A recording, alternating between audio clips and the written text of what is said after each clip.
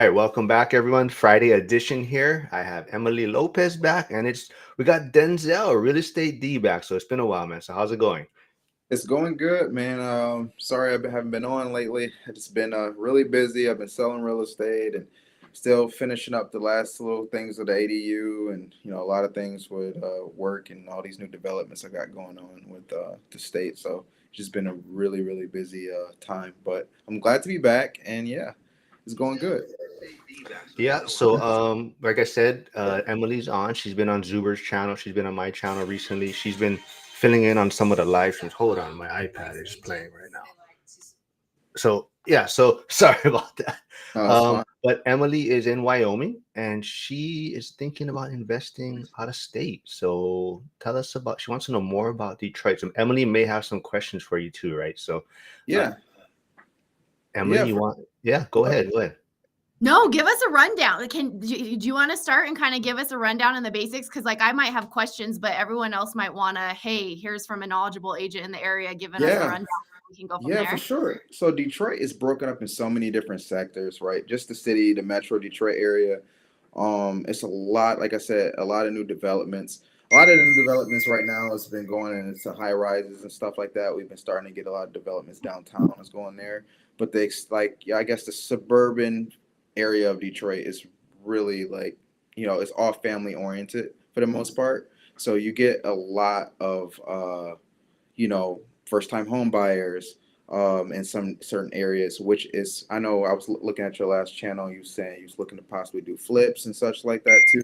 So we got a lot of flipping opportunity here in reasonable prices, right? So you're looking at, if you're looking to do flips, anywhere from, you can go anywhere from starting from 100K to 200K to 200K to 300K to 400K to 500K, but you can find good properties that just need a lot of work, as far as putting the sweat equity into it. So it's just so many different cities though. It's like, and it's all like within 15 to 20 minutes to 30 minutes to Detroit. It's all kind of centralized.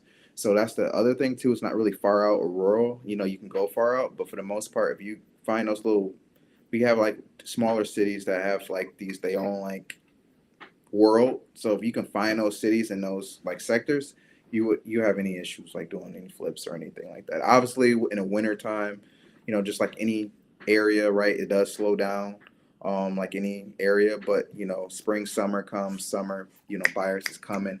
In our market, we still been seeing people buying, multiple offers. If the property is priced right and it's staged correctly, you're still getting that in that area. So, it's just so much. It's so much opportunity here. You just got to find your niche or where you want to go, what price point you're looking at, because, and then I think here too, just because when you know the area, it's easier to find what tenant you're looking for, right? If you're looking for like, like some investors might just looking at Section 8 properties or something like that. You can find that and find good Section 8 properties. If you're looking for like, okay, the first time home buyer, we got a section for that. If you're looking for those medical students, right, we got a section for that. We got a lot of major hospitals around downtown Detroit and stuff like that. Um, we have historic areas where you get the original wood and original maple and all that stuff there. We have that still where you can refinish and do that there, where you get a lot of bang for your buck there too in those markets if you can get to there, like the Boston Edison area and places like that. So it is still, it's just, you can tell me what you want and what you're looking for, and then at that point I can point you in a direction of what city you want to be in. If you're looking for that high class tenant, like I live in an area, it's Grosse Point Park, and in my area, and it's mix of residential properties and duplexes, triplexes, and fourplexes, and then in the same city you have $1 million homes, and five $500,000 homes, and it goes up from even there, right? So you got this mix of people, this community where you can get maybe a duplex for maybe 350, 340, 320, and you're going to get, and I'm literally like, I would say 12 minutes from downtown. So you literally still get that high end tenant that you're looking for in a duplex, and you have two high end, units being rented out for, premium price, and as long as you put the money into it. So I like areas like this where I'm at currently. But it's just what you're looking for. Yeah. So what are you doing right now? You you're working on ADU you have going Yeah. on your property then?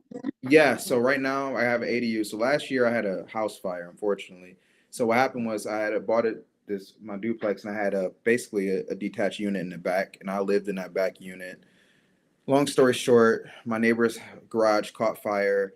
It burnt down my ADU. Well, yeah, you can call it ADU. They usually call it a carriage house here, but now the new term is ADU. So burned down the carriage house, and then my tenants end up moving out of my front house. I end up moving in the front house. Now I'm building an ADU out completely.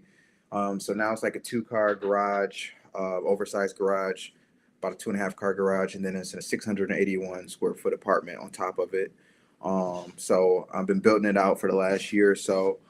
And I'm into long-term rentals as well. So I have 2 other long-term rentals that I have, including the ADU being in the back. So that's what I'm just learning, slowly but surely building my rental portfolio one at a time. So I would hopefully be further along in my journey, but the ADU thing has been like, I'm coming out of pocket for like I would say a quarter of it, because insurance is just they didn't do it right by me in that situation. So I've been all my funds been going to that, and so I would have had 2 or 3 properties more in that within this year frame, but I just wanted to make sure building from the ground up, I will allocate my funds properly. So I just wanted to make sure I was right.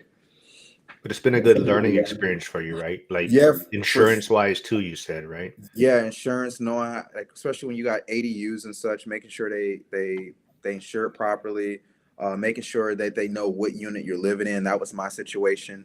Um, I told my insurance agent like, hey, look, I rent the main house out, I live in the back house out. He put on there that I lived in the main house and I rented the back out. So then they were trying to question and seeing who was living where and what was going to be covered as a renter's policy or homeowners insurance policy. So it was a mix up there. I had to get through that, provide accurate information, and then just being having the correct dwelling coverage on your property. I think the first type of things we look at as investors is like, oh yeah, just make sure we get a good premium and it's low. Great, and that's what I was kind of going through. Who got the lowest premium? But you want to make sure you got enough replacement costs if something happened, because I never thought that would happen. And next thing you know, it happened. So at the end of the day, so now I'm coming out of pocket for like I said, a quarter of this bill, which kind of deterred from my long-term renting aspirations. So it's just been one of those things. But now, I'm blessed, and I'm in a situation where I'm able to rent for more than what I was even renting the back house out, because like, again, in my community, houses like my house, this duplex was built in like 1913. So it's over 100 years old. So this area community is like historic homes, and like these properties have been here for a long time, but they like well maintained and well kept, if you can get the right ones. So I got the newest thing in the area, and I got all of these medical students, and we have major hospitals around, new young professionals that's looking for this type of style of living. So I'll be able to maximize completely off of it. So and I increased my value of my property like 250K more than what it was worth. So it definitely worked out, but at the time it obviously was a nightmare. So it's just one of those things. But yeah, that's pretty much what I got going on right now. And then I know Mark was saying, so I do a lot of work too with the state of Michigan. So I basically work on all like the projects like that we got going on, like the Gordie Howe Bridge, like the connection from that they got working on, from the connection from downtown Detroit to Canada. And I do a lot of like new development stuff too. So I kind of got an idea, a hunch on what things are to come. So, again, I try to, especially working with investors or like working with people that's interested like yourself, working, in a, looking to, invest in a different market. I kind of know where to go, so it's one of those things that I try to keep under my belt. But yeah, it's for sure. It's one of those good qualities. I have 2 questions about your ADU. Yeah, So go for it. my first question is, how has it been working with the city? Because I know, so you had the carriage house before, so that's probably Right. made it a little bit easier because you're Yeah, replacing. But we hear everyone talking about ADUs now, and I think that a lot of cities are having to like understand what these are yeah, and then their language with their building departments and all that. Again, that you had one before probably helps, but can yeah, you share? I know everyone's ADUs are like one of the things right now, right? yeah. That investors are pushing on social media. What's your experience been with that and working with your city? So my city, so actually I'm on a planning commission in my city, so that Oh, definitely helps. But so that helps. But with that being said, too, um, the city's been easy to work with. My city, like I said, it's a small city in Metro Detroit, and everybody kind of knew about my fire, and they knew. So I honestly got a lot of good contacts from there, like the mayor and everything like that. So I was able to get in touch with them, and they made the process pretty seamless for me. With that being said, we were just adopting the new zoning laws around that time as well. So obviously, my carriage house was grandfathered in as the carriage house, and then the new zoning laws were now in the city is are allowed to build at least 6 units on a property at this point.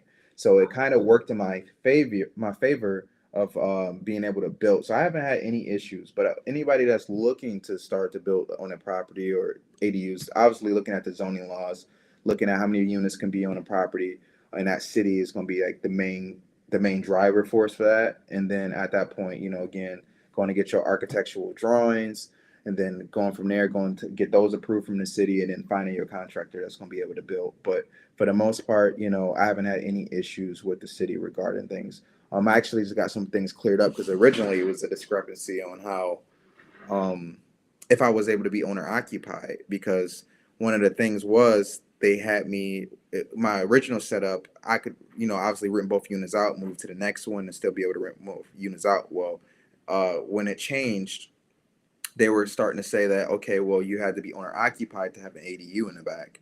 But then I just learned recently that no, that's not the case. So again, looking at those zoning laws, seeing what's permitted is going to be like the key force and key factor. Because at that point, I was worried because I'm like, okay, well, that kind of, if I ever did sell it or if I ever wanted to do, I would have to sell it because that's my only out at this point. And then second of all, that kind of diminished the value in a sense because now we're only looking at first time home buyers and not investors, right? Anybody to look. But now since it opened up and I learned that, then I, definitely increased the value in that sense of being able to open it up to many different other buyers. So yeah, I haven't had any issues. my other question is, you talked about all the professionals in the area and the hospitals and stuff like that. You said you buy and hold long term. Are you going to long term rent it, or are you thinking of doing any midterm with it since you have those professionals in the area? I'm glad you asked. So I could. So the only type of term I'm able to do is 6 months. Okay. Unfortunately, my city just put in. I wasn't on a commission at that time, so I would have had a fight on that. But they just changed the districts on where you're able to have Airbnbs or short term rentals or whatever Okay. like that. So basically, they grandfathered anybody that was already doing it, and then they changed it to so they grandfathered those people. So anybody that's trying to do it in the district they won't allow new Airbnbs or short term rentals, and that's it. They have to be 6 months to a year, which is typical, I guess, in any type of lease. But yeah, that kind of sucks because I would have definitely took advantage of that. Because I'm like, okay, cool, I can furnish this thing out and be able to rent it for a couple of months and probably make more than what I would make as far as rent. But it works out still, so it is what it is.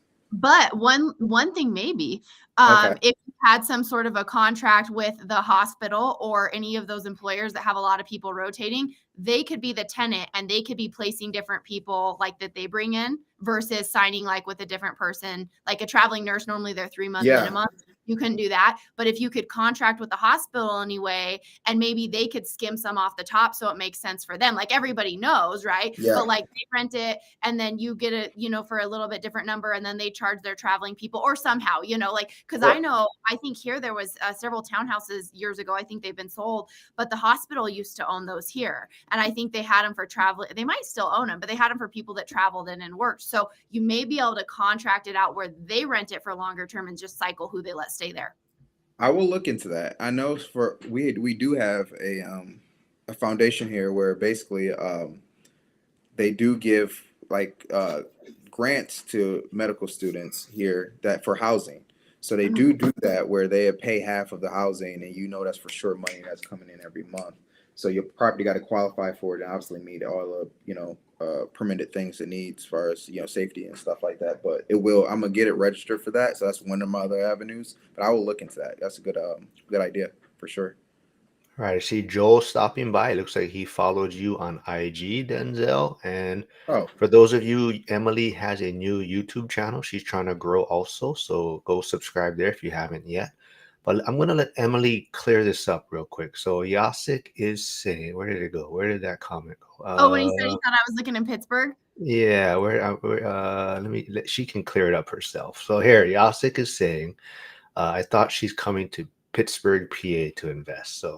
So basically, I am just opening up my options to other areas and doing my research. Me and Mark were just talking off camera before we started. I mean, obviously for me, it makes the most sense to buy where I live because I'm a Yeah. realtor, I'm a contractor. That's easiest. But sometimes you get to a point where you have money you want to invest and your money. What the smartest financial planners always say, you can't save your way to wealth. You have to invest it. You can, I mean, I guess unless you're like a plastic surgeon, right? But like you have to have a super high income. And so I want to be investing money, and when there's great things I can buy here, I will. But when there's not, I would like to be making that money do some work. The other thing for me too is, I've said this before, I can't remember. I think this might have been last time with Mark, is I'm super controlling about my projects. And if something doesn't get done, I'm just like, well, I'll just run over there with my tools and I'll do it. Or I'll just, That's when how I I had am. Airbnbs, I'll just go clean it, which I'm glad I'm able to. But then I end up just doing everything and actually moving slower and only being able to do so many projects because I physically only can get so much labor done with the time I have unless I start delegating. So I would like to start building something up simultaneously in another city while I'm doing what I'm doing here so I can be actioning more. Yeah, and like I tell everyone, I don't ever tell anyone that you got to invest in Pittsburgh. I just, hey, do your research, right? Like we got Denzel in Detroit, and like Hyder Yeah, saying, we got Gary, Indiana, a lot of people investing in. So yeah, do your research, wherever you feel comfortable. But we're with open arms. If you want to invest in Pittsburgh, great. If you want to invest in Detroit, we got people that can help you there. So for sure. that's what it's all about, networking and finding what kind of you feel comfortable with. So yeah, let's see what else. We got any questions right now? I don't see any. Any other questions you got for Denzel, Emily, off the top? I mean, So are you from the area, or at least I know Yeah, there's a lot of suburbs in Detroit, but so you're yeah, from the area and yeah. you're familiar, very familiar then with Very everything. familiar. Yeah, very familiar. Like I So said, what it's so. scares Oh, go Go ahead, ahead. sorry. No, you're good. Go No, ahead. I think it's so scary because I'm in a small town in Wyoming. So the concerns we have with investing, every Okay. area has its concerns, right? But then I talk to people there that invest, and some people are like, I invest in the city because it's great. There's great opportunity. And then I have people that have told me I talked to a lady, she has 40 rentals in the suburbs, and she's like, I won't go in the city because everything gets stolen. Yeah, She's like, I can't put a AC unit. I had a guy tell me yesterday that not only was he putting cages around his AC units yeah. outside, he's like, people will cage their furnaces and their water heaters. And I was like, inside? Like, because California, sometimes, your water heater's outside. I'm like, Yeah, inside? He's like, yeah, because if it's vacant, they'll still, like, the rage I would that's have, true. like the hiccups that you have there and the differences. And again, being out of town, that makes it scarier because are you budgeting in? Well, I might have to buy 3 ACs because they might get stolen twice on this project. Or like, how are you planning for that? Like, That's crazy. that's true. That's true. We actually have that issue too in certain cities, more than other, obviously, especially. And it's the same thing. Yeah, and if you are investing in the city, it's areas, it's pockets. When people watch, like, and I was talking to Mark about this a couple of episodes ago, but yeah, I was just going to show a house the other day to a client, and in the picture, they literally had the caged air condenser unit like in the picture, and I'm like, that's not. You know what I mean? My client's not going to like this. Just seeing the pictures of it. Just like that. That's how do you sell that? Like, oh yeah, this is a safe neighborhood. That's gonna be the first thing that your client will tell you. So yeah, for sure, that's one of the issues that you do invest in the city. But again, it's pockets in the city. It's beautiful neighborhoods in the city that you have to go to. But even with that, you want to still obviously get your security cams up, make sure someone's driving the property for at least once or twice a week or whatever, making sure someone's going in, showing activity in the houses or whatever like that. In the Metro Detroit area, though, probably don't want to get that. Like we got cities like Ferndale, Hazel Park, one of Grosse Points, any of these areas, Royal Oak, and I know these are areas if people can go back and look and check it up. But these are like areas you won't have any issues with, like literally within 15 to 20 minutes within downtown Detroit. These Mhm. are like one of the hotter areas. If you're looking to do long term rentals and flips, those are the areas I would recommend. If you go in town to the city, it's different neighborhoods like that. You'll want to look into the city. But yeah, you do get that same thing. It's just a kind of it's same everywhere. Yeah, it's the same. I'm not sure if you connected with Ali yet. I think I remember I told you to connect with him, Yeah. Denzel, but he's in school. But he does. I think he invests in those probably some of those cities you were talking about, right? Because he's not exactly in Detroit. He was saying, but Mhm. he says, "Hey Denzel, have you attended the City of Detroit landlords meeting yesterday? Such a great opportunity to network and tons of good information regarding how to get compliant in the city." Oh no, I haven't. I didn't attend yesterday. I usually attend a couple other investor meetings, but not the Detroit one. But I'll probably have to get into the market there. So I'll look into that, Ali. Thanks. Hyder echoes Emily's sentiment exactly. I'm only one, and if I'm doing all the work, time is suffering. Yeah, one thing we've really talked about, me and my husband, is and I was talking to Mark too. I had said, how are you not afraid to invest in another area? And he said, I think as Yeah. a first responder, you just have a different tolerance. And that, Mark, that's exactly what my husband said. He said, there's so many times where I should have died. He's like, if I like, because my husband used to be a state trooper and he was in the army and stuff. Yeah. And he was like, so like anything else is like, dude, if I'm alive, like if I'm not die, like, Yeah. and Yeah. so he said the exact same thing Mark kind of said, where like, I think it's just you worry about different things. Yeah. But so when I've talked about investing in other areas, because he's not Denzel, just to tell you, my husband is not, he's on board, but he's not interested in real estate. So he's just Mhm. like, do whatever, tell me what I have to sign. I don't really Right. care. Right. And so we've been talking about investing somewhere else for a long time, which he's been trying to get me to do forever. So I'm not physically doing all the work all the time. And I talk about all these things I'm worried about, and then Hyder to say like to do all the things. He's like, if we make half as much on a flip somewhere else as I make here, but I'm completely hands off, then who cares? Because I wasn't spending my nights, weekends, whatever, doing it. And I'm like, but it's so scary. And he's like, but did you die? Like, like Yeah. that. Did you die? Well, yeah. Yeah. Wasn't that was from If The that's Hangover, right? Wasn't if that from that's the that? Did I standard, drive in? But did you die? if that's the standard of dying, but I get it though. I understand. Emily, I struggle too because I'm really hands on. And I'm always want to know. Like even my project manager, he's like, Denzel, do you want my job? I'm like, yeah, probably. I'll just take it at this point because I just like I'm just so hands on and I'm so particular on what I like, and that's what. I don't know if I could. Well, I don't think in my market. I feel like it's so much opportunity. I don't think I would have to go out of the state to do it, and it's so affordable, right? But for the most part, and when I say affordable, Midwest is pretty affordable, just generally. But yeah, I don't know if I could do it because it just, I don't know. I'm always, like, I got all my cameras set up at the properties and stuff, so I'm looking at them constantly. Even if, like, for example, one of the workers just spilled. I just got concrete done like 2 weeks ago, and one of the workers just spilled some caulk on, like he was caulking something, and like I seen it drop, and like it's like a speck of caulk there, and I'm like, damn. And And like, I'm is that silicone or is that latex? Because if it's silicone, we need to get that up now. exactly.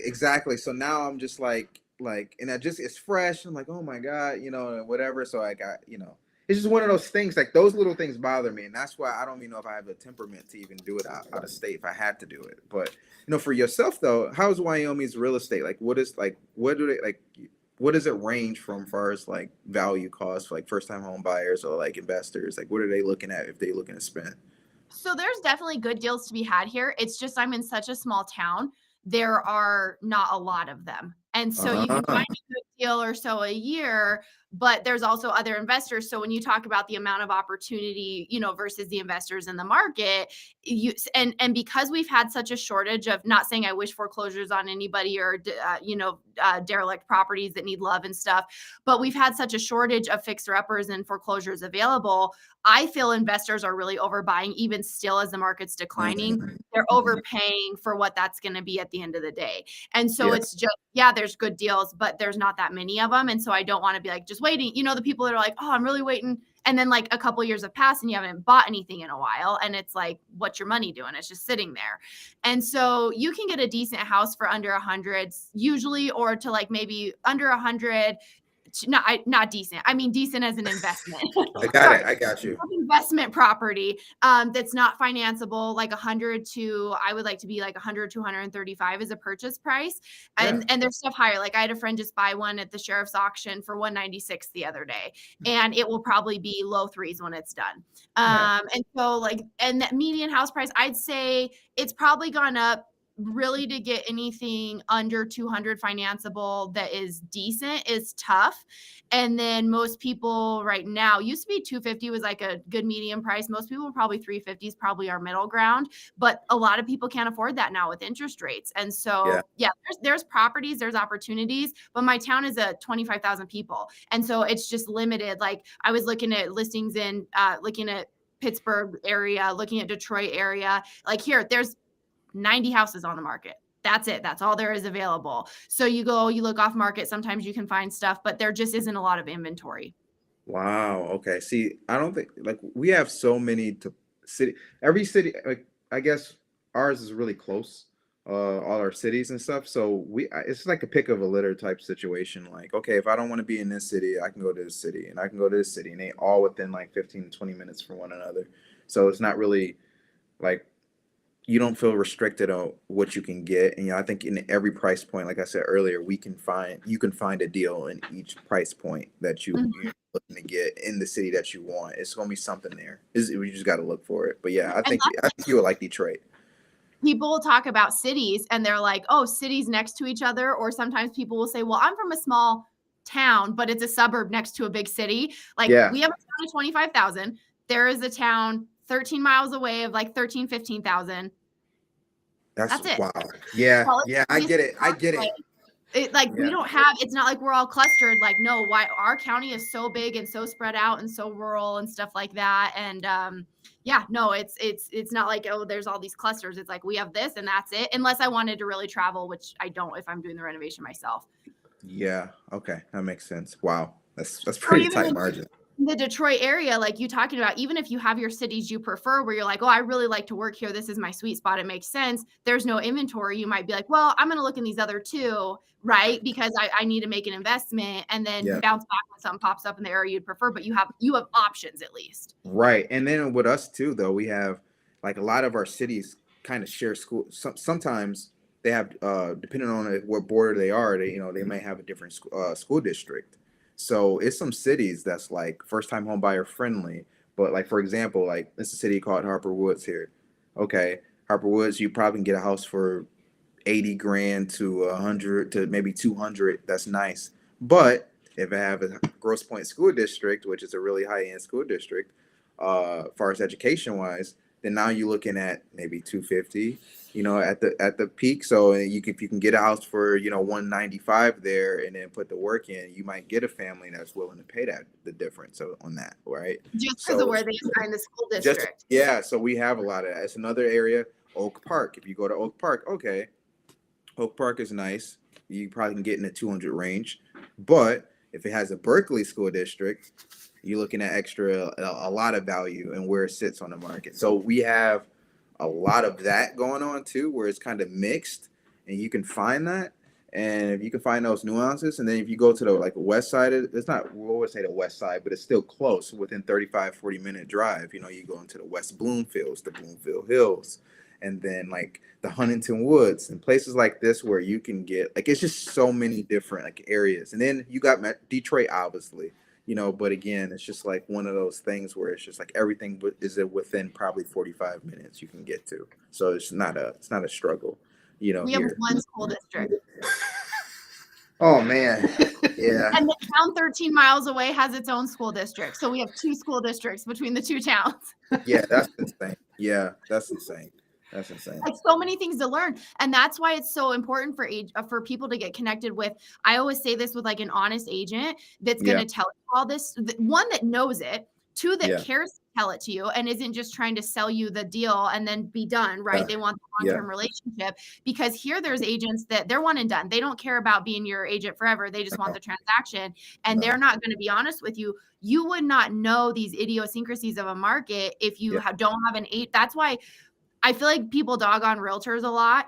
Yeah. 95% of them are junk, but like if you can find a good, honest realtor that knows their stuff, they're going to save you so much more than it ever cost you. And it is so important to get connected with a good person. And I think it's just hard to find because there's so many agents in every little, like in my small town, there's like Yeah. 80 in our county, and 10 of them are doing the Yeah. most of the business, you Yeah, know? exactly. Yeah, we get that too. We got a top few. We got a lot of agents too. But I get it. A lot of them are doing a lot of business. See, for me, you know, it's just like for when I deal with clients, the main thing is like again, because I said school districts, all of these things. Property taxes is a big thing. Depending on where you're like my area, property taxes are high, right? So you got to buy right here. Mine's are they range from like 11 grand and up, and we got a lot. Yeah, we have a lot of because there's a lot of amenities here in Grosse Pointe where we got like private parks and we have I literally got a private theater and like I got a private gym that only residents can go to. Like it's like one of those areas, whatever, private schools. So, yeah, it's a lot of taxes, so it's high, so you be paying like, why is my taxes so high? I don't even know. People that's moving in, we get a lot of people that's moving in from like Seattle, New York. A lot of people move in from here and they come here. But with that being said, though, when I'm dealing with clients and stuff, they'd be buying and they looking at taxes that's not homestead or they don't know what it's going to be reassessed at. I got so many clients that come back to me like, oh well, I fell out of escrow because I didn't realize what the payment was going to be, and then the payment was going to be this, and then when I realized the payment was going to be that, after because a lot of loan officers don't even give like actual taxes to people; they give them the ones that's already homestead. So then when it get reassessed next year for the follow what the CEV value is, then that's when their mortgage payment to go up. So when I'm dealing with like like people that's buying a hold, they might thinking I'm getting like 250 a door, or $300 a door, or 450 a door, and then when those taxes reassess, they only only getting $50 because they didn't account for it and they don't know it. So that's one of the things that we get here. I don't know how your taxes is handled in your area, but that's how it's looked at here when they reassess. So it's just one of those things I look at if you're doing the buy and hold strategy. You just want to know what you're paying for property taxes. It's just it can kill a margin very quickly. Yeah. Wow. Before we let Denzel answer this next question from Hyder, everyone tuning in, can you jump to Emily's new YouTube channel while she's streaming and hit the like over there? And if you haven't, subscribe. Thank But then, you. but then I would subscribe to. make sure you always jump back to mine though. But go over there and hit the Well, like. stream it on Mark's because you're monetized too. I'm not going to be monetized on that channel for a long time, so stream it over here so you get that streaming attention. But they might stay on yours because mine has ads. Oh, yeah. Well, won't mine have ads too? And then YouTube just keeps the money versus I sharing don't. it. Yeah, I'm Mine not can sure just how still that. have it. They're Yeah. just keeping it all. All right. So Right. Hyder has a question for you, What do you Denzel. It says, ask? "How have the last few years been as far as investment momentum coming into Detroit? Hopefully not like their football team, right? Hopefully it's on Oh, the we've been upward. doing better. We They've can been do getting better. better every No, year. Yeah, Yeah, I they're know, yeah. I know. But We're gonna be forced to be reckoned with very soon. But yeah. So his question was, how has the momentum been in Detroit? Um, I think from like outside investments coming into Detroit area. oh, it's been crazy, man. We just got we just had a notification a couple of days ago that we're getting the Navy Pier for our river walk down there where the Renaissance buildings are. So basically, it's going to look like anywhere like Tampa, Santa Monica and things like that with the Ferris wheel and stuff. So like that's a 75 million development. We have another development. We getting the Edgewater Hotel, which is a 5-star hotel. We just got another hotel last week. We're getting all like the big brands coming down here, like all the like far as like shopping, like the Alos and the Lululemons and all these different things. So we're getting a ton of new stuff, a ton of new restaurants. The momentum has been crazy. I would say value has been overall crazy. Like for example, like I bought a rental like in 2023 and it was like I bought it for like 115. It's already worth like 200. So it's just like it's just been so much like appreciation over the last couple of years. I obviously it's gonna bottom out at some point. But we just keep getting new stuff. Like I just can't even count. Every week is like for example, like the Gordie Howe Bridge, like you were able to ride your bike from Detroit to Canada and jog from Detroit to Canada. It's gonna be walk paths around the bridge. Like that's bringing value. We getting green spaces. We getting a soccer team down there. it's just so many things, and it's like every other week we get in a new development. So I'm telling you, like if you looking in the area, Detroit will be the market. I mean, obviously we do have areas that I wouldn't advise, or we might be even one house on the street. So we do, that is true when you may hear about things like that.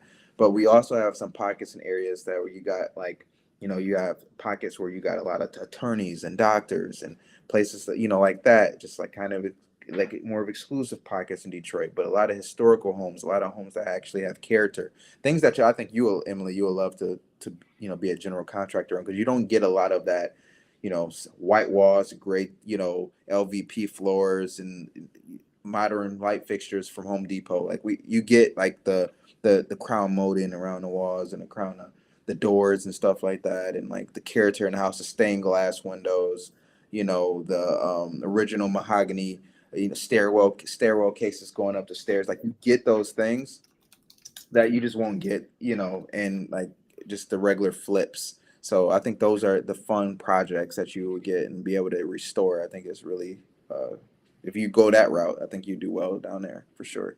How is your experience? Again, you're in the area, so you know people, and it's, if you've grown up there, you probably already Yeah. have connections. But so I've started looking in these areas I'm looking at and checking out people's Instagrams, because I like to see, the work Yeah, people of are doing course. and all that. And I'm looking at some of this stuff and I'm like, oh my God, like the work they're doing. Because you can look at, okay, like the biggest one is when people do tile with contrasting grout. I don't care how far away that picture is, you can tell how bad that tile job was.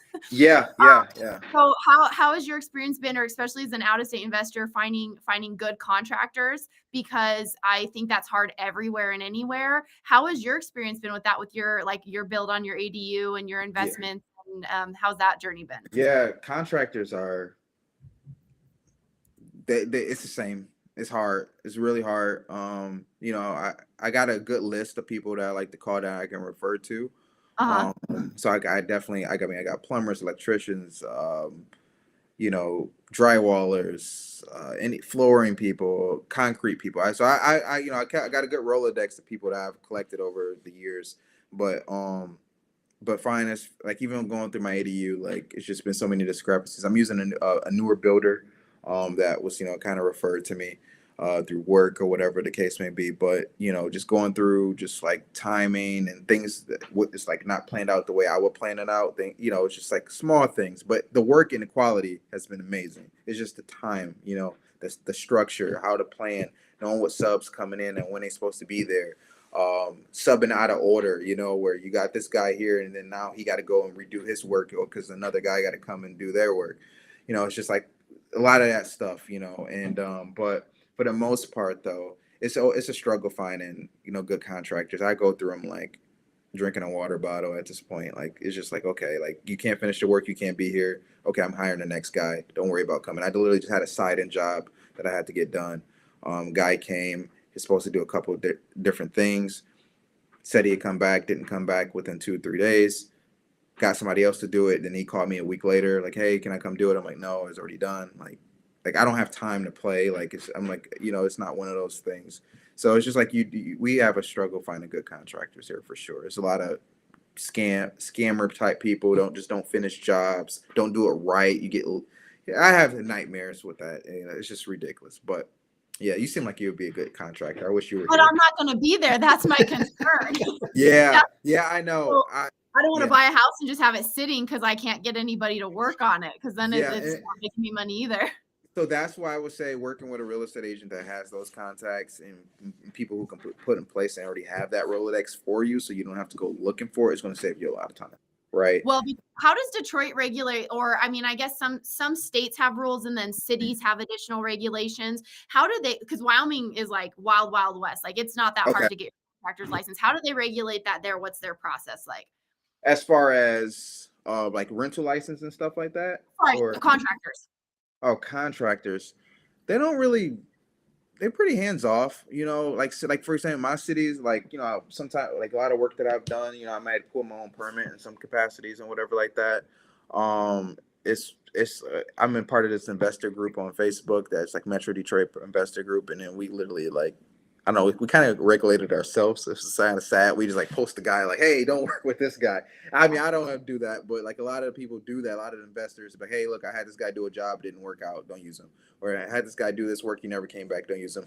But they don't really pretty much regulate them. And a lot of people, a lot of these guys, a lot of the guys I try to find too, um, some of them are not licensed. I feel like sometimes you can find a price differential when you get that sometimes, but then you can get a quality differential too when the work Some is of not those as old good. guys though are good. They're just not on the up and up paperwork. Like there's some old guys here Yeah. that are not licensed, but they are good at what they Listen, do. listen, I just had a guy do my drywall, and a guy, old guy, I'm telling you, probably like in his 70s or so, like early 70s, and he literally like threw up all my drywall within like 3 days, and like throughout the whole garage and upstairs, mudded it, you know, taped it, did everything perfectly. It's in immaculate shape. He was just an old school guy, and it's really hard to find those guys. They usually either busy, or even those guys, they are retired too, or they wound up, or they only take one or two jobs or a couple jobs a year. They're not trying to take a lot of jobs. So that's one. Yeah, it's pretty.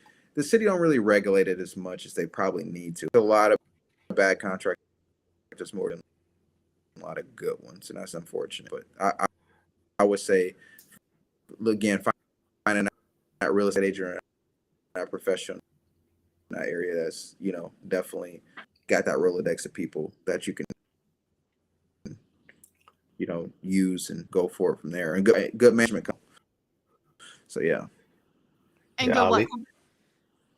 Management, I think he said. Oh, I okay, think, yeah. I think he's moving. Ali did say you need to take a 60-hour class and pass the state test. Okay. But I think this was for you, Emily. You were talking about kind Yeah, of my the computer. next town, like how far it was. But they're asking the true test is how far is Walmart, I believe is what the question. How far is Walmart? And then someone said, how far is a Costco? So we do not even have a Costco. We don't have a Sam's Club. We have one Home Depot. We have a Walmart. But yeah, we have one Walmart. And we have Home Depot. We don't have a Lowe's. We do no Costco. Wow, so contractors can't get away from anything there, right? Homeowners is probably at the Lowe's, and at the Home Depot, and you guys see each other. Oh, like you didn't finish my job, because it's like, where else are you Yeah. gonna go, right? They'll find you. No, I always talk about this. Fortunately, I've not had to deal with an eviction or somebody not leaving my property. But Wyoming's a pretty landlord friendly state. But I've always thought if somebody did not leave my property, like, you know what I'm gonna do? I'm gonna go make them leave my property. Like, you're not staying here if you're not paying. Like, Yeah. I live down the block from you. Like, we're gonna have words in the front yard. This is live, you know that, right? Like this is Yeah, I hope they know. Look, I haven't ran into that or anything yet. I mean, I have had a couple tenants that I had to, that wasn't able to pay or something like that, and then I had to, I just let them know, like, hey, look, I won't charge you rent if you just leave and leave it clean. You know what I mean? I think sometimes that might be the easiest route to go through than going through an eviction process or trying to get them.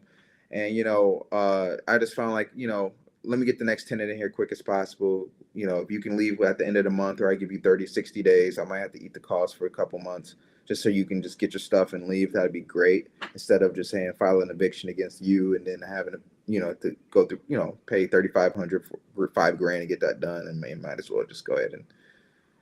Yeah. But some people are serial game players. Like I have a friend, her and her husband had a renter that wasn't paying, and they were like, same thing, just leave it. We will even give you your deposit back if you leave it in good condition. Their biggest interest was that the property was not damaged, and they wouldn't leave. And I think these people knew it takes about this long. So I have this much time to find my next place, but I'm going to live here for free and save up money and not pay my utilities. So they're going to get left with the landlord. I'm going to take everything out of the game. And so, and I told them when this started, I said, just ask them to leave. And they kept having a sob story. So finally, when they left, the sheriff's office had to go over there if they're fully in the house. And the sheriff's like, they're going to be out tonight. And they're like, no, they're not. There's no way they can be out tonight. Like their stuff's not out. And then the sheriff's office, after they went through the whole process, had to physically remove them. And the family went to a motel or something, but they were going to give them their deposit back, anything. They're just like, just don't hurt the house. Just get out. And some people still won't. So let me ask you this: how or have you, if you how have you like picked tenants, or like how do they go about picking tenants or like screening these tenants? So the friend that had that situation, Yeah. I don't know what she did. I mean, I know she does a background, but she has a couple properties. She's also very she's the coolest person in the world. I call her my emotional support. Like, you know how you have like someone that's just cool. I'm like, you're like my emotional support, Daniela. Like she's the most positive person ever. Like those people that are just like a proton. They're just good to be around. Like Yeah, yeah, she's I that like type that. of I like that. person. Oh, she froze up.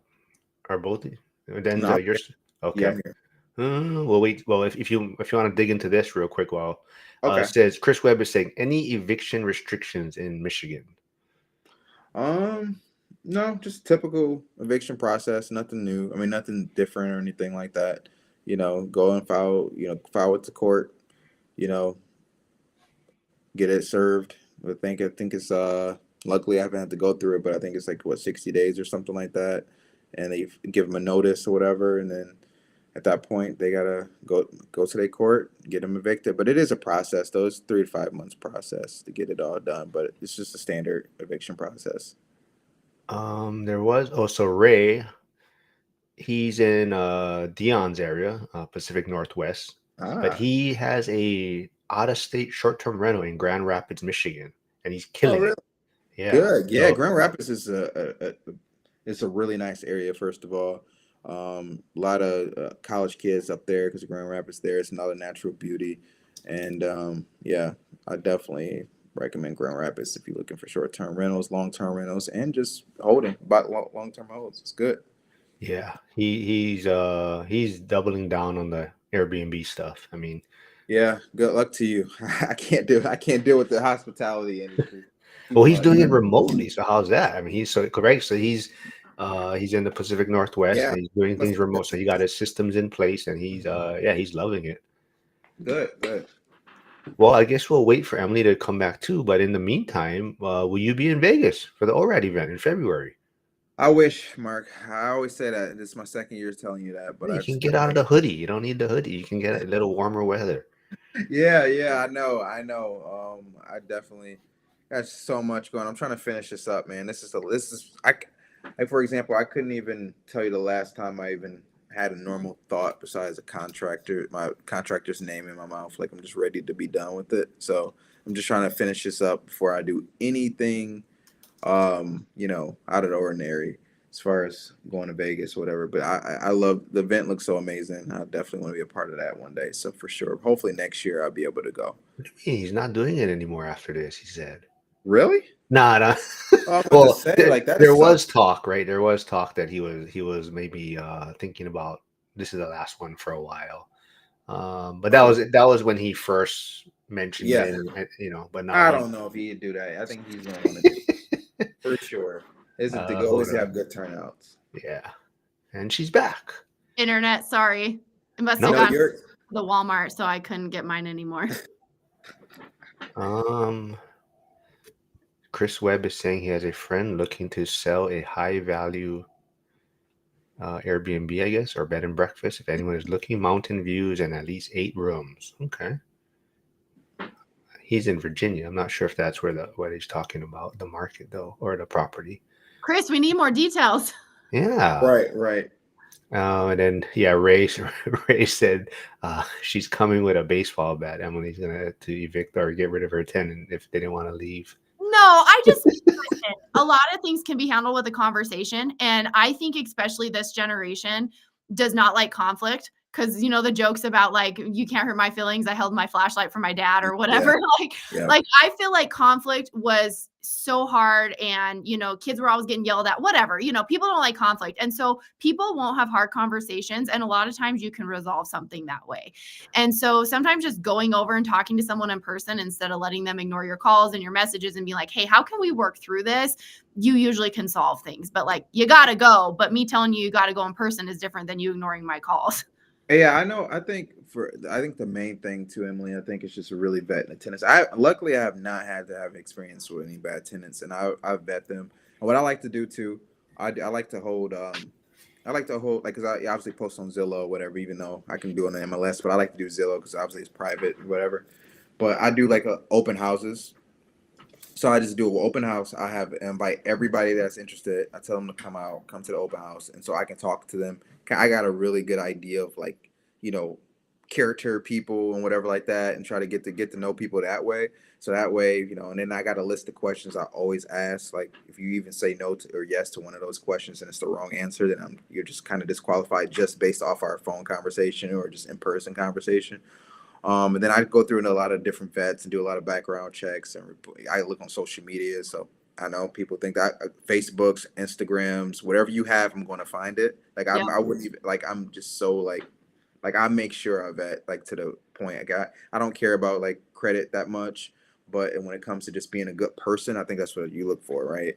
So just like trying to find a good person. So I don't try to look for good tenants. I look for a good person. If I can find a good person, like for example, one of my tenants, they're a medical student, and like they just had a newborn, and like I'm going over there bringing them gifts. They sending me pictures. Like I have good relationships with my tenants, and they like I do well by them. Anytime they call me, I'm there. I'm always by my phone. I don't let things hang, or like I try to treat people with kindness and care. I think we just in a people business. They people. But you get those tenants too that I hear get nightmare stories and they won't leave and stuff like that, and that's just nuts. But I hope to not ever have to deal with it yet. So. My biggest hurdle has been just the amount of damage, like how rough people are on houses. Oh And yeah. Oh it's my. just crazy that people, I mean, I get like natural wear and tear. Again, I've been doing this a long time, even before I had my own properties, working for other people. So I get that there's things that are reasonable. And I even tell people, like, if you mount a TV and you take it down, please don't try to patch it because no one can patch it. You know how they like smear Yeah. stuff? And I'm like, Yeah. just leave it and I don't care. I will fix it and I won't charge you for it, but don't even try, like, Yeah. but like the destruction in such a short period of time They is don't just take. crazy to me, and how people live. And I think, oh my God, someone's little kid was crawling through this or walking on this floor or whatever. And it's just amazing the way people live. And in a small town, you normally know these people, and a lot of them are professionals. And you're like, oh, your house is like this? Like, it's Wow. crazy. Getting the lowdown on these people. Yeah. Yeah. Tenants do not, for some reason, take care of things the way they should be taking care of them. And they just don't. I remember I try to even like from I buy a lot of furnace filters. Just Yeah. buy them. I put them down there. I'm like, okay, look, guys, change this every 3 months.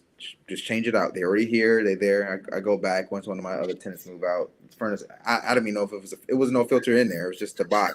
I'm like what? And then I see the red there in the corner. I'm like, They're yo, covered in dust, just the stack yeah, of yeah, cement they still there. I mean, you could. I have the receipts for them. I write it all off, but I'm like, I can go literally take them back to the store. Yeah. If I didn't pass my time because they haven't been open. It's just like ridiculous. Like they just don't take care of things the way they should take care of them. But I look for tenants that try. But like even the good tenants, they still don't. They don't. The wear and tear is like nuts. Like what they do and what they allow. So it's crazy. Do you allow pets in your rentals? Oh, great question. On this ADU, I'm not. There's no way. It's not happening. And then lastly, I had a tenant that just moved out, and she had two cats and she had a pet. This was last year, and she left the house with fleas.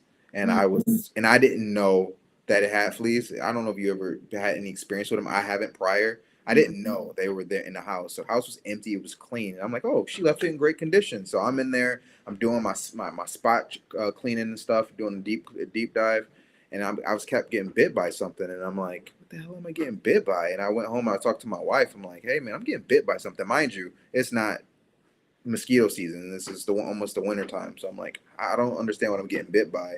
And I'm like, okay. My wife is already like a stickler when it comes to bugs. So she's like, well, what are you getting bit by? And I'm like, I don't know. So I'm just like, okay, whatever. So anyway, I find out, I'll go back to the house. I said, I need to go back to that house. I said, something's up. So I'm in there on my hands and knees. Getting bit.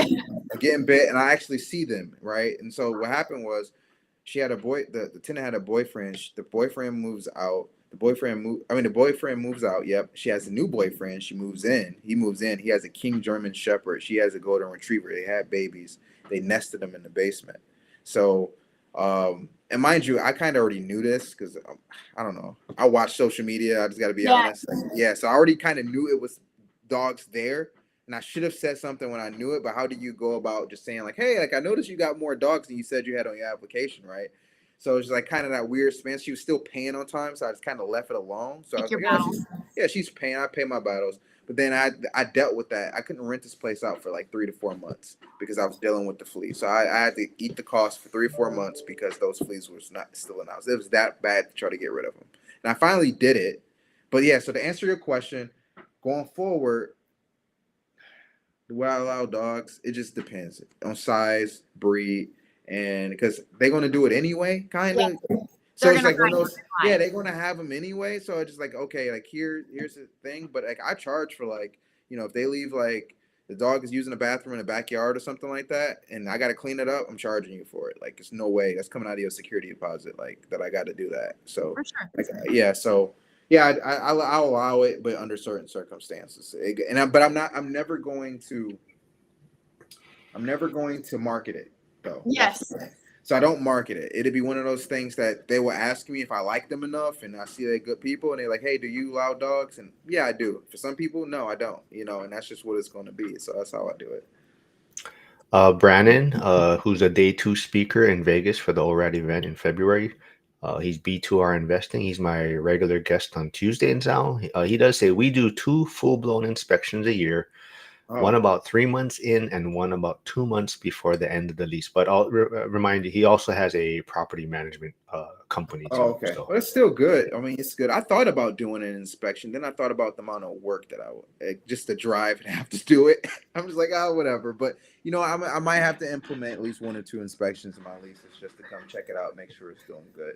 One thing I found is I've been in properties that I've had, and I how gross and bad they get them within such a quick amount of time. And then I go, what do you do at this point? Now you just want them to stay as long as possible because you're gutting it when they leave. And so sometimes you do an inspection and it's like, okay, I kick them out and I have to redo all this carpet and all this stuff. Might as well just keep them as long as I can at this point. Ex- They're ex- disgusting. exactly, and I think that kind of goes into that and the reason why I didn't do it. Why I don't do inspections because like, what am I going to do? I'm creating more of a headache for myself. As long as they're paying, right? Like if they're not, Mhm. whatever the case may be, now I might introduce something like that. But like if they're paying on time, why do I care? I'm already budgeting for like, cap X and making sure I'm there. I know I'm gonna have to, if it got carpet, I'm gonna have to redo the carpet or replace the carpet or get it professionally clean. I know I'm probably have to go in there and paint. I know I'm gonna have to patch holes. I know I'm gonna have to, I know these things ahead of time. I know the furnace is gonna be going out soon. I know the AC, the hot water tank. I'm already prepared for this. So it's not going to be a headache for me to just have to do it. Like now I got this. It's only going to make me more irritated that now I know my house that I just got professionally cleaned or I cleaned it myself. And now I'm like, oh man, you already ruined my walls. I already got a wall, and one of my pet peeves is the door handle on the wall. Oh my gosh. You know how many times I have to go through that, like drywall patch ups because you put the door handle stoppers in the back so that the handle don't go into the door, but it's like one of those things that just kills me. I hate it. But anyway, go ahead. I'm having a moment. No, it's like if you have if you so if sorry, I'm reading this comment too. If you No, have you're one of good. those tops that go on the hinges or whatever versus the ones that go down on the trim, people have to be slamming that door so hard to go past that pressure. Like I really don't even open and close my doors that much. Like, what are you Yeah, doing that you're doing this all the time? So exactly. BTR said it is written into the lease. I have it written in that I can do inspections. I do all my own repairs. So anything that comes up, usually I'm in Smart. there fixing it. Lucky you. So I get Yeah. an idea. But I went in one and I went in when they had a leak in the middle of the night. So I ran over there to get their water shut off. And they said their handle just blew off of their seat faucet, which I've never seen that happen, but apparently it just exploded. No, they just So I could see the trim was just their dog had just chewed up the trim, and they were allowed to have one dog, but they had 2 dogs and a cat. And it's like at this point, this house is trash, so I might as well just keep on paying as long as I can because. And I yeah. still had to pull all the flooring. The carpet was brand new when they moved in. Sodded the yard. They killed all the sod was dead. Yep. Front Yep. yard, backyard dead.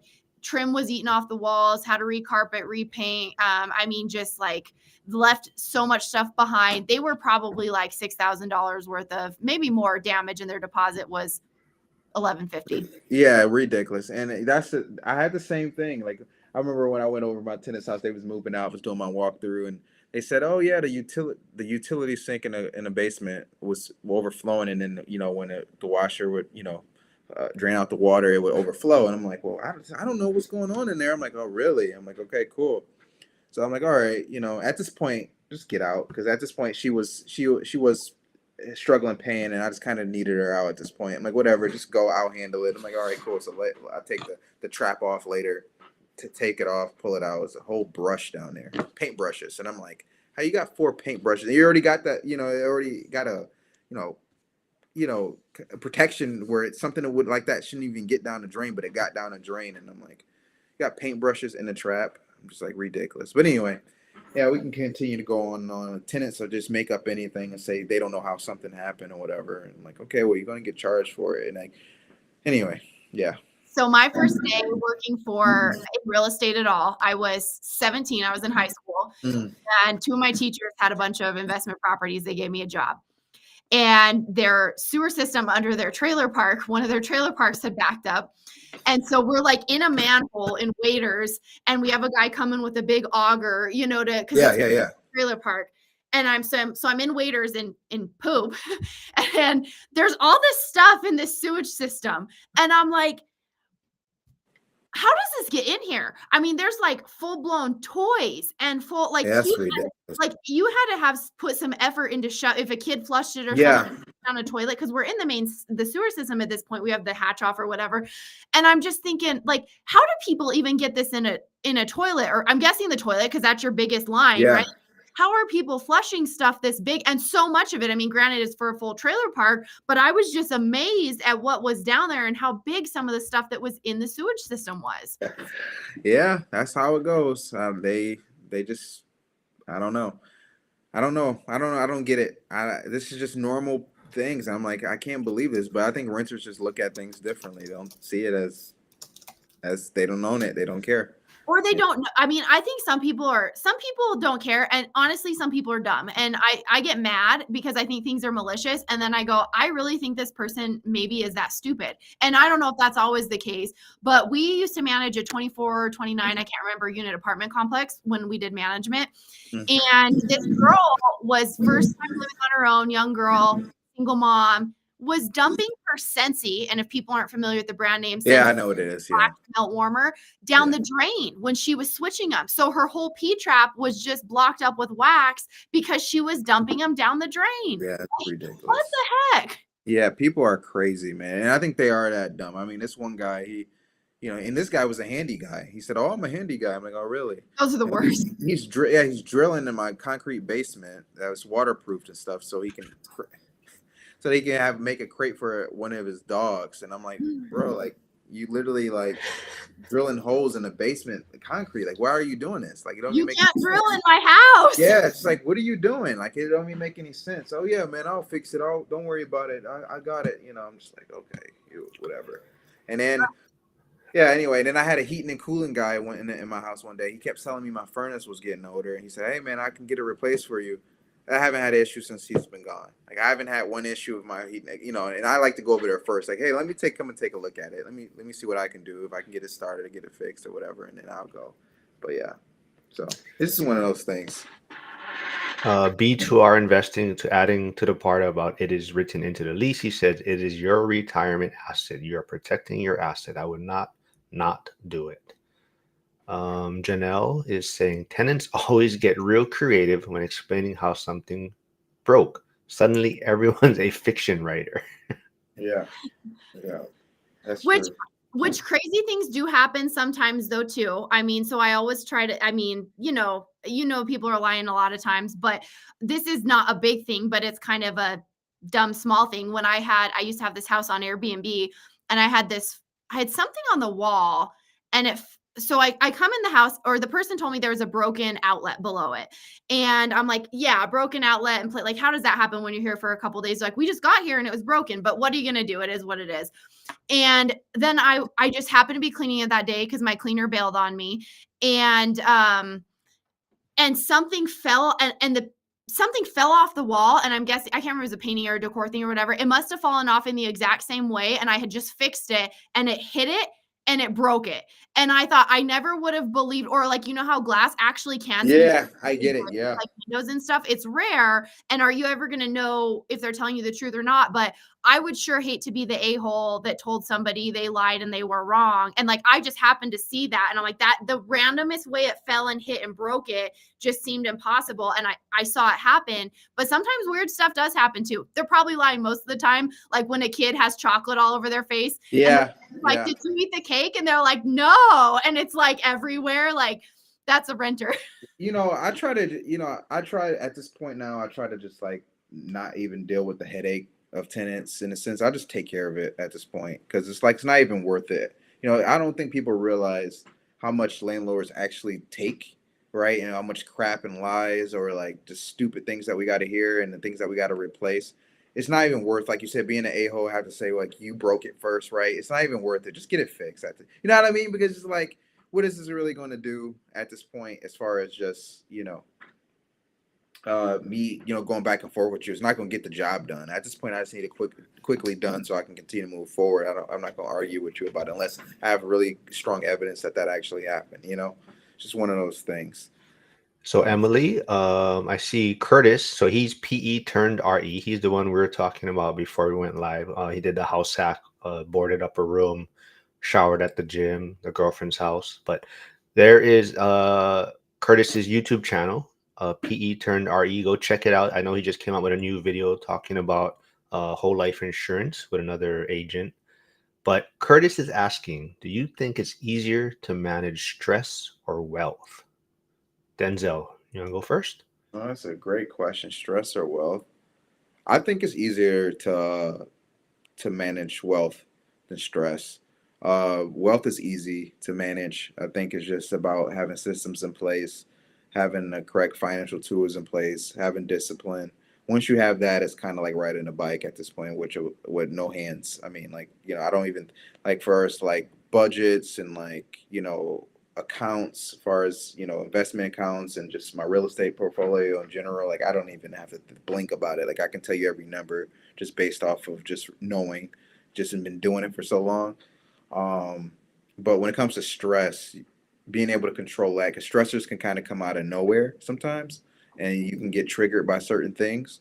So at that point, managing that is kind of the battle. Because again, like some of the stuff we've been talking about here, tenants making this up, tenants not leaving your house. You know how stressful that is to own something, to keep having to pay a mortgage on it if you do have a mortgage on it, and someone's not leaving your property, knowing you put sweat equity and like work involved in thousands and thousands of dollars. I mean, my first rental I put in like 15K, just to get it ready to rent. So it's like for someone to just like, you know, basically not follow the rules and follow the contract that they sign, and then you have to deal with the repercussions after the fact. That's just ridiculous, So and that's stressful, that fleece situation I had, having to carry another mortgage. Plus, I'm still why I'm doing this. I'm building an ADU in the back, right? So I'm doing all this, managing this at the same time. I was stressed. That's when it's to get stressed, right? When you're getting spread out thin. But for the most part, stressors just come out of nowhere. So it's just one of those things that I think that's always the difficult challenge. But what about you, Emily? I know her wireless might be acting up a little bit. Are you there, Emily? I think yeah, it's Okay. struggling. No worries. Do you want me to answer this too? Yeah. So I feel like wealth is systems. You either do it or you don't. Like if you do these things, it will work. There's some good luck and bad luck, but follow the steps, right? Stress is kind of a personality thing. Yes. Going back to kind of like Mark, what you were saying, and I was saying about my husband, like my husband is like not stressed out by anything. And I'll be worried. I'll be like, this has got to get done. This has got to get done. This is, and he's like, yeah, whatever, So no matter I have found, no matter how much I have, no matter how much I have in savings, no matter how much wealthier I get, I am still stressed because I'm a stressed personality. And so you got to learn to manage that within yourself and do a lot of personal work. And that might come from your personality. It might be your, whatever your balance is in your brain, might be childhood stuff. There's a lot to that. And I think it takes a lot more personal work to deal with being a stressed out person than to build wealth. For me, I got a lot of anxiety just built up generally. So I'm always thinking about the worst case scenario. So I'll run scenarios all Me the too. time in my head about what's the worst thing that could possibly happen, and most of the time it never happens. But I'm just thinking about like, okay, this is, you know, I got to plan for this, I have to plan for that, and then why? How about this? What's this going to work? If this is going to work out, and meanwhile, my wife is the same. She just kind of like this. I'll just kind of let it come as it goes, and I'm just like, I'm not like that. So definitely struggles, with that. So stress is definitely one of those things. I think Emily's. Oh, there she is. Her wireless is struggling. But did you die? Is what I was gonna say. But I do see Cody Davis, my Monday guest, tuning in from Instagram. But he does say, "I bet it depends how quickly the wealth comes. If it's all of a sudden, if it's all of a sudden wealth, that would be really tough to manage." Yeah. Honestly, I don't. For me, I don't think it would be tough to manage at all if I got all of a sudden like overwhelmed. Seriously, like I mean, I think once you have your systems in place, I don't think like I'm not going to change anything. I mean, yeah, I might have some nicer things and stuff like that if it came all at once. But as far as like who I am personally and the things that I'm trying to do, I mean, I'm just gonna buy bigger, bigger properties. More units. I mean, it's not going to change. I mean, it's going to look different, but it's not going to change. I mean, I think you just got to know who you are as a person. And if you're not familiar with wealth or knowing if you already don't have those disciplines already established in you, I think that's when it's going to be a struggle for you to maintain it. That's just my personal opinion about it. That's like people that win the lottery though, or they inherit a Yeah. bunch of money and they don't know how to Yeah. manage it and they squander Yeah. everything. Exactly. B2R Investing says they can take my money, but they can't take the knowledge of how to make money. I could make it all back again. That's true. Um, Yeah. Yasik is saying, "Ooh, what is stress?" So Yasik is like me. He's a military first responder, but same thing. I think we kind of just we'll figure it out, right? That kind of mentality. B2R says replace money with the word wealth, but either way, yeah. Well, I don't know. I don't want to take up too much time, but talking about stress, let's just do this live stream real quick. So, my son did not, I guess, got messaged by the mom. My son did not hand in I guess, some sort of that needed a signature. It was due yesterday, and the mom Hmm. just messaged me saying, "Are you not checking his bag every day?" And I said, "No, it's not my responsibility. He knows to show me his bag, and he will learn. If he misses something, then he will learn." And she said, "But he's only 10." But Oh, a that's 10's old well, I enough. Yeah. well, we just it just so happened the question of stress came up. So we all have different stress in our lives. Yeah. There you go. Yeah. What? Hold on. Esther's here. Esther says, "Good to know other investors are stressed too. I am experiencing up and down emotion, especially waiting for the property to get rented." Oh, I know she had a prop. She's in Pacific Northwest also. She has some properties in Texas, but I believe she's talking about her Gary, Indiana properties, which may have been sitting vacant for How quite a long long? time. How long? Esther, if you're still here, maybe you can chime in on that. But I believe it could be like 4 to 6 months. But Mm. um, but yes. Hold on. What was the last? There's always next week to turn in. Oh wait, tune in. Wait, what? Yes, I'm not sure. It's, Yeah. Yeah. So yeah, Esther, if you are here, maybe you can chime in how long your yeah. property was vacant. Yes, Hyder says 10 is absolutely old enough. If not, then when? See, Yeah. she should tune into my live stream and get some wisdom here. Uh, I, I'm for sure certain she's not watching. Yeah, I don't like I said, this was a fun one. I think a lot of people enjoyed it. If there's anything else, Denzel, anything else you want to wrap us up with, or Just Emily, if you're thinking about investing, come to Detroit. I think you have a great experience. And I think you will really enjoy it. I thoroughly enjoyed this one as well. And again, I think stress is just one of those things that, every Emily said, just it comes from, it could be childhood, it could be certain things. It just got to deal with that. It's your personality types. It's the stuff that you got to deal with. As far as Esther's question, as far as, I mean, well, not question, but she said she was going through ups and downs because her house has been sitting vacant for rent. Just make sure you got good photos, really good photos. Make sure you marketing it correctly. If you're not listed with with a real estate agent, it may be worth to do that to get some more eyes on it if you just listen it yourself. But just make sure you got really good photos. and it's well taken care of. A lot of tenants just really focus on if the property is clean or not, right? Like you can tell when you walk into a house right away just by the sense of smell, right? It got to smell if it's fresh in there, it feels good. That that's what most people are looking for. It's really hard to find good clean rentals. So just hopefully that's the case. Yeah, Esther says 5 months, finally rented, awaiting one for Seattle. And I guess we're getting a little, Good. yeah, B2R says, yeah, what did he say? When do you teach responsibility? The sooner the better. But Charles McCune says, trust but verify, Mark. We learned to check the backpack. Okay. Emily, how did Denzel do? I mean, any other markets? So you got Pittsburgh, Detroit. Any other markets you on your radar? Are you thinking about?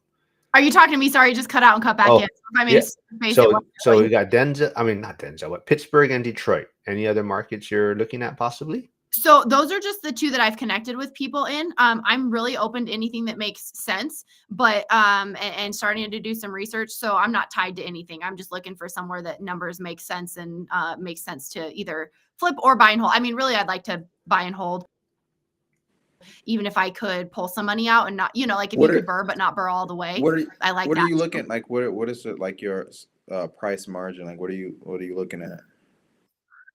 So I think if I did something and it worked, I would increase it, but I'm really nervous. I don't want to Right. do something like I would like here I would buy something more expensive because I know what I can get and what's going to happen. Here I probably don't think after rehab or anything I'd want to or there I don't think I'd want to be in more than Okay. 150 at the end because I don't want to take more of Right. a risk than that. That's if I bought and rehabbed or whatever. But if I do, I'd like to find a spot, park, and keep doing it. So if I'm like, oh, this works, I know these neighborhoods, that one's a little more high end, that makes sense. I would like to build on that. Oh, she got one away again. Yeah. Well, in the meantime, if you want to follow Denzel, there is his Instagram page. Yep.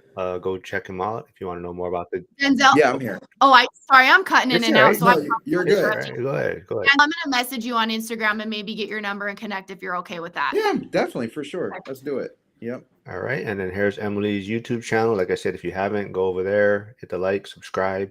All right. I guess Brandon has a joke for us to wrap us up with today. He says, what is the difference between a cop and a firefighter? Firefighters are the real heroes. That's what my husband always jokes with the firefighters here. Oh Exactly. man, yeah, for sure. Both wanted to be a firefighter, but only one could pass the exam.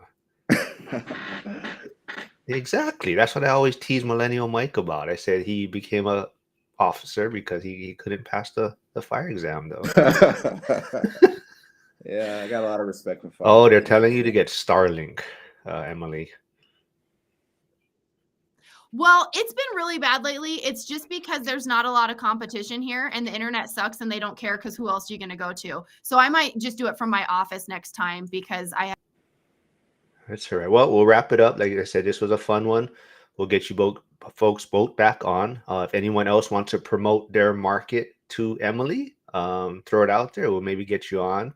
And then, like I just want to remind everyone, there's only two people, or two of the three people are wearing hoodies on this thing. So it's cold in some areas out there, getting towards the winter months.